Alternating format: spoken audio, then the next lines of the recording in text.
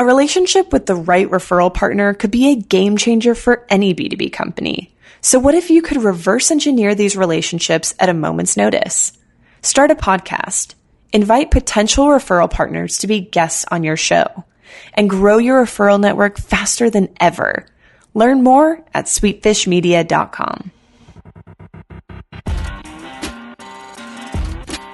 You're listening to the B2B Growth Show, a podcast dedicated to helping B2B executives achieve explosive growth. Whether you're looking for techniques and strategies or tools and resources, you've come to the right place. I'm James Carberry. And I'm Jonathan Green. Let's get into the show. Welcome back to the B2B Growth Show. We are here today with Marie Francis. She is the Senior Director of Product Marketing at Skedulo. Marie, how are you doing today? Great. Thank you so much, James. I'm really excited to chat with you today, Marie. We're going to be talking about brand positioning. But before we jump into that, I'd love for you to explain to our listeners just a little bit about Skedulo and what you and your team are up to over there. Absolutely. So Skedulo is an intelligent mobile workforce management and complex scheduling solution. So we have a web and mobile app that are both native to Salesforce and ServiceNow platforms.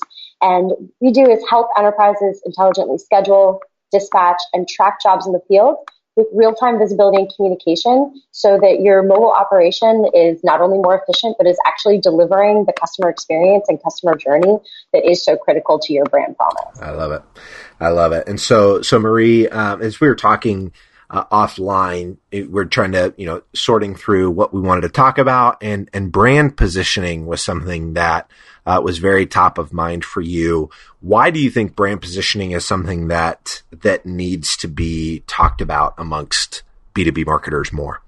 Because it's so critical, especially now, we see, I work in technology, and the marketplace is getting increasingly crowded, and there are a lot of really good solutions out there. And there's a lot more competition in the B2B space, even within our own categories.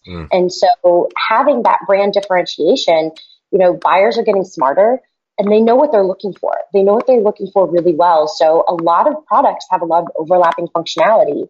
And unless you're making a sale that's on like the niche use case that your technology or your product or whatever it is does slightly better than your competitors, a lot of what you're competing on is brand and how your buyers understand you.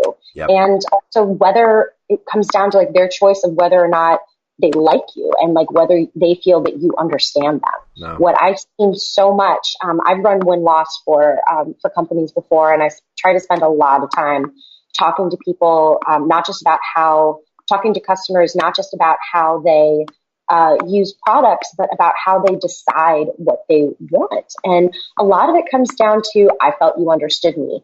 I felt that you guys were going to deliver. I felt that you guys understood the challenge. And that all really comes back to brand and how you are presenting yourself to people. That makes perfect sense. When we were talking about some more specific things that we wanted to touch on here, Marie, you had mentioned that you are not the audience for your brand positioning. Your target buyer is. Is this a mistake that you see a lot of folks making? I do. And before I actually worked in technology, I was in the public sector for years. I was a communications director in the House and a deputy press secretary in the Senate. And so this is not a challenge that is specific to any one industry or group of people, because we make decisions in our own office with our colleagues, the vast majority of the time. And that means that we're hearing things from our own point of view, and we're building on our own kind of tiny little piece, but none of those people are who you're trying to sell to or who you're trying to convince of something. And so, especially when things are like early, thinking about like startups and early stage businesses, there's almost like this mythology around like, we were in a garage or we were, I was talking to my friends and we were like, wouldn't it be a great idea if, and like, that's great for like inspiration, but that is not your brand positioning, because you need external like input and inspiration to really understand what people are looking for, because your core idea might not change, but the way you explain it to somebody might change. And that is as important as what that core idea is, because if people don't understand you, Yeah. you're never going to be able to sell something, much less like expand your footprint in the marketplace. Yeah. And so that kind of segues into this next point that we're going to be talking about. How do you go about doing that? How do you go about creating that brand positioning statement or the position that your brand is going to take? And you say that it really comes down to going and talking to the people that you're selling to. You know, if you're not in a sales role in an organization, you're not talking to, prospects as a part of your kind of regular day to day. How can marketers go out and engage those types of conversations? I think there are really two ways. Like first, you can, without ever leaving your desk, just start doing research. Like start reading what your competitors are doing. Of course, you don't want to assume that they know something that you don't, but at the same time, like it's if they're doing well, like it is a safe assumption that they've been talking to their customers. So hopefully they're helping reflect some things that are going on that are of interest to you. And also, I think it's always a great idea to, what are my buyers reading? Like even just like theoretically, like, is there a trade publication? Is there a blog? Like if you are selling legal technology, for example, like, and if you're not reading the Above the Law blog, like what are you doing? Like that is, there's a couple kind of good, like known quantities that are not like mainstream news, but are go-to resources. So you can be reading those, but the most important thing to do is just like go talk to people. Like I'm always like, it kind of always like restores my faith in humanity a little bit. Like how much people are willing to help you. Like when I first, this wasn't a business example, but like when I even first moved to San Francisco, I was hitting up people on LinkedIn who I did not know, just being like, hey, you're doing something really interesting. Will you have a 15-minute conversation with me? And people really are like, if you ask people for help, they're really happy to give it because people really like feeling like their point of view matters. And then the other thing that is so important about this too is unless you're out talking to people, you're not going to understand the language that they use. Like word choice is so important. Like I love foreign language. And so like I tend to think of things as like translation. Like that's just a framework that works for my mind because I like thinking about the way language like influences the way we communicate. And I have found like time and again, like when you use the same words that people are using to describe their problems or describe their lives or describe their business, and they hear that coming out of your mouth, it's like, that's where the magic happens. That's where the click is. And they're understanding that you understand them. So while nothing can substitute for those conversations, like you can prepare yourself better for them by just doing some reading and like taking the time. And then, actually ask people, like, don't be afraid to blind contact people. People are really happy to think that their opinion matters. Yeah, I totally agree. In kind of transitioning kind of to another thing that you guys talked about, that you were talking about earlier, offline, Marie, you said people make choices between options. Expand on that a little bit. Yeah. So every single thing we do is, it's just a fundamental part of human decision making. To not get like too super philosophical about it, but, like every single thing we do involves a choice. And, even if that choice is to do nothing, that's still a choice that people are making. So from a more like kind of academic perspective, that's one of the reasons why a conjoint analysis is like the ideal testing method for like product development. So conjoint analysis, if you're not familiar, is where, let's say you want to develop a new type of smartphone. You would want to go to the marketplace and say, do you want your smartphone to be blue or red? And like, that's going to be the only thing that so you would like test a bunch of like, do you want blue or red? Okay. If you like blue better, would you rather have blue or orange? Okay. You still like blue better. Would you rather have blue or green?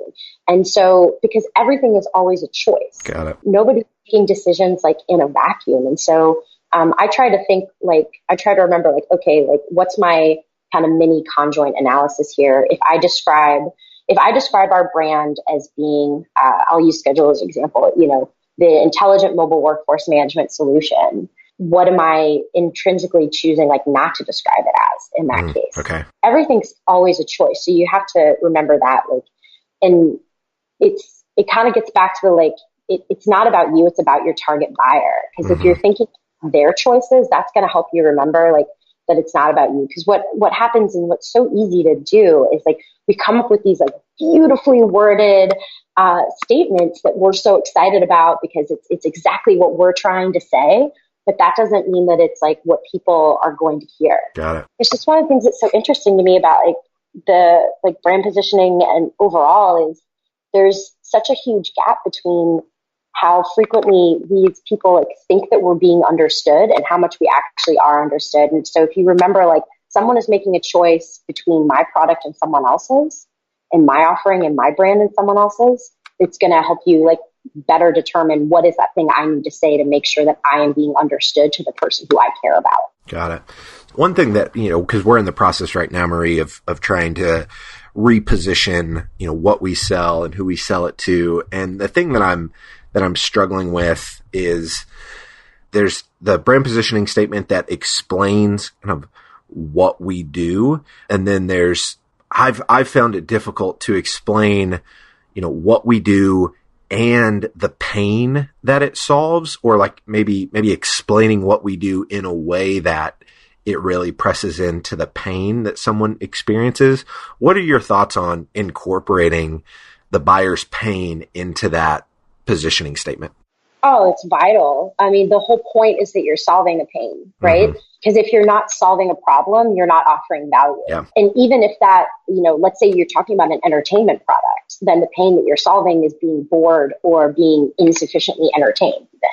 So even for like luxury products, that's, things that don't fall under like a strong need, but still involve a pain. You've got to incorporate into that because it's also what you are differentiating against, right? Because there's always the option of doing nothing for your buyer. There's always the option of not purchasing anything. And that's always the path of least resistance. So you gotta call that out and make sure that pain is so tangible. Yeah. It can hurt. That's fantastic. This last point we're going to talk about is this idea of being bold, and being different in your positioning. Talk to us about what this has looked like in your experience, even roping in, Skedulo here. Like, what have you guys done to be bold in the way that you guys positioned yourself? Well, even just recently, we've come out really strong on the point of view that people are fundamentally misunderstanding what mobile workforce management is and what field service management is. Our point of view is that mobile work is anything that involves not working at the office, even a remote office. There's a little bit of a difference between a mobile worker and a remote worker. But because field service management is a more established category, I guess you could say, people think of that as like the bigger thing. It's actually a very specific use case. And there's great products out there that work beautifully for the specific use case of my company either owns or has sold a large capital asset and we need to install it, maintenance it, or otherwise service it. But that's actually not the use case for the vast majority of mobile work. But because field service is perceived as being bigger, and then like people say, oh, so mobile workforce is like a type of field service, when actually it's really the other way around.